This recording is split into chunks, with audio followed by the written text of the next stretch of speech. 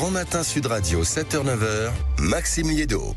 Il est 7h11 et vous êtes bien sur Sud Radio. À la une, le bilan de la nuit du réveillon de la Saint-Sylvestre. Est-ce que, grâce aux promesses du ministre de l'Intérieur, ce fut une nuit légèrement plus calme que d'habitude, ou alors on a connu son lot de violences, d'excès et bien sûr d'incendies de voitures, parce que malheureusement en France, un nouvel an sans incendie de voiture n'est plus un nouvel an. Bonjour Axel Ronde.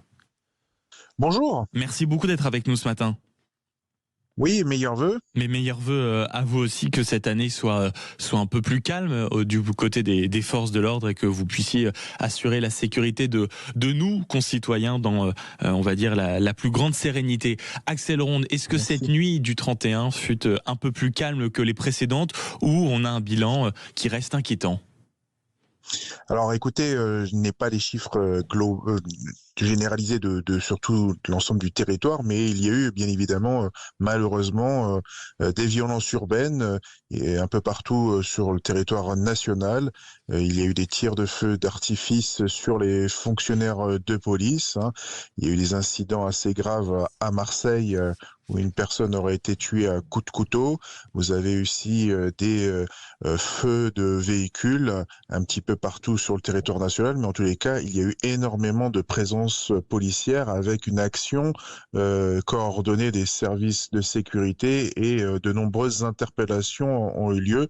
Le bilan sera bien évidemment communiqué par le ministère de l'Intérieur dans la journée sur le nombre d'interpellations qu'il y a eu, mais je peux vous dire que les fonctionnaires de police ont été vraiment réactifs à chaque fois qu'ils étaient pris pour cible ou ils constataient effectivement des débordements ou des feux de poubelles ou de véhicules. Non, Axel Ronde, on ne peut que se réjouir naturellement que la plupart des forces de l'ordre soient réactives, notamment quand elles se font attaquer, peu importe la manière. Mais comment expliquer qu'à chaque événement important, on n'arrive pas à ne pas avoir ces scènes de violence en France? Non pas que la police ne soit pas efficace, mais pour le 14 ou le 13 juillet, c'est ça, un événement sportif, on a des violences. Que ce soit aujourd'hui un événement comme le Nouvel An, il y a des violences. Comment se fait-il qu'on n'arrive pas à les canaliser, à les empêcher tout simplement? Parce que dans d'autres pays, il arrive que ce soit des soirées sans problème, non ?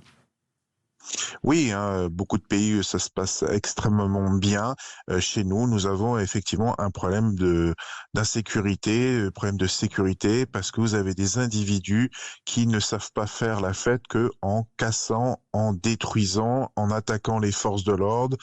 C'est vraiment quelque chose de vraiment ancré maintenant en France, et il va falloir analyser cela pour apporter des bonnes réponses. J'imagine que déjà il faudrait une plus grande fermeté de l'autorité judiciaire, mais elle-même manque et souffre cruellement de moyens et de réponses pénales. Mais pourtant, Axel Ronde, pardonnez-moi, on a l'impression qu'il y a un couple aujourd'hui important de ministres régaliens. Je pense à Gérald Darmanin, ministre de la Justice. Je pense à Laurent Nunez, qui n'est pas connu non plus en réalité pour avoir la main totalement légère sur la manière de concevoir le maintien de l'ordre. Il semble marcher vers un seul et même horizon, qui est un peu plus de sécurité pour la plupart de nous, concitoyens français.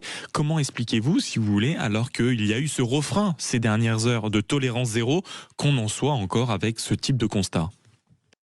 Et parce que, encore une fois, que vous avez des ministres qui ont de la très bonne volonté, qui veulent faire bien, mais après ils se confortent elles sont frappés par la réalité, puisqu'il n'y a pas assez de places de prison. Ça fait des années qu'on nous promet des places de prison. Nous, à la CFTC Police, par exemple, on milite pour des courtes peines au lieu d'avoir des longues peines pour des petits délits, mais en tous les cas, qu'il y ait une réponse instantanée dès que vous faites un méfait, vous partez immédiatement en prison, même si c'est 1 mois de prison. En tous les cas, au moins que vous tout puissiez l'exécuter. Tout à fait, puisque on voit bien que c'est cette réponse pénale beaucoup en retard, si vous voulez, en décalage avec les méfaits qu'ils ont commis, surtout chez les mineurs. Vous avez beaucoup de délinquance avec des mineurs et finalement, il n'y a quasiment aucune réponse pénale réelle sur eux. Donc, ils continuent, si vous voulez. Nous voulons des centres fermés, éducatifs réellement fermés, avec un esprit militaire à l'intérieur où qu'on donne, si vous voulez, à ces jeunes de nouveaux repères réellement pour pouvoir les réinsérer dans la société. Axel Ronde, Mais il y avait aussi, actuellement, il y avait aussi un enjeu, et vous l'avez seulement esquissé au début de notre conversation, concernant les mortiers et les feux d'artifice. Il y a eu une véritable opération de communication de la part du ministère de l'Intérieur sur les mortiers qui n'étaient plus commercialisés, qui étaient fouillés avec des contrôles accentués notamment aux douanes. Est-ce que vous avez constaté sur le terrain, de la part des différentes forces de police établies sur différents points du territoire, une amélioration? Est-ce qu'on a vu un peu moins d'attaques aux mortiers, un peu moins de feux d'artifice lancés ici et là, malheureusement contre les fonctionnaires chargés d'assurer la santé et la sécurité, ou là aussi la réalité, on va dire, est en train de rattraper les ministres? alors, on sait qu'on a eu beaucoup d'attaques avec ces mortiers. Maintenant, on en a saisi beaucoup en amont. Plus de 80 000 ont été saisis par les forces de l'ordre sur les 15 derniers jours de l'année. Malgré ces saisies extrêmement importantes, vous avez toujours des individus qui arrivent à s'en procurer. Ils s'en procurent via des mafias, finalement, via des réseaux structurés qui Mais arrivent qu'est-ce que ça dit à de nous, Axel déjouer. Ronde? Pardon, je pense à tous ceux qui nous écoutent. On fait une communication extrême et certainement formidable sur le fait que on fait des saisies records sur, par exemple, les mortiers ou les feux d'artifice, mais à contrario, on continue d'apercevoir en réalité toujours des attaques, des incendies, des immeubles qui sont attaqués, des forces de l'ordre qui sont mises en danger. Comment expliquer cette contradiction?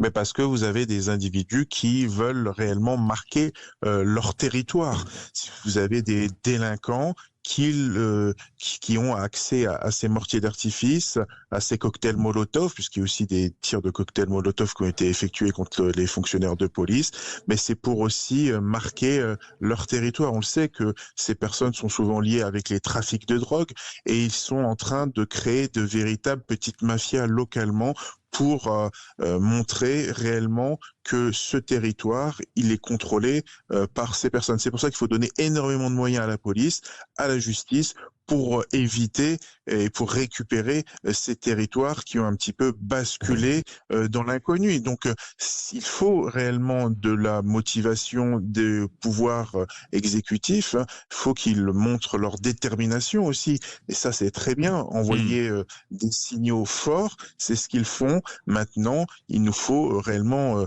des moyens supplémentaires. Et pour cela, si vous voulez, il faut qu'il y ait un gouvernement solide et qui est en capacité de répondre, ce qui n'est pas le cas avec un Parlement qui est assez effrité. Vous connaissez la crise politique que nous subissons actuellement. Et les mafias, les individus en profitent justement pour asseoir leur autorité eux-mêmes sur ces zones-là. Donc la police fait un travail remarquable justement et dérange ces groupes organisés, parce que finalement nous obtenons ici ou là des résultats. Nous démantelons beaucoup de points de deal, nous récupérons. Et on a compris qu'il y avait encore beaucoup de travail à ce niveau-là. Merci beaucoup, Axel Ronde, d'avoir été avec nous.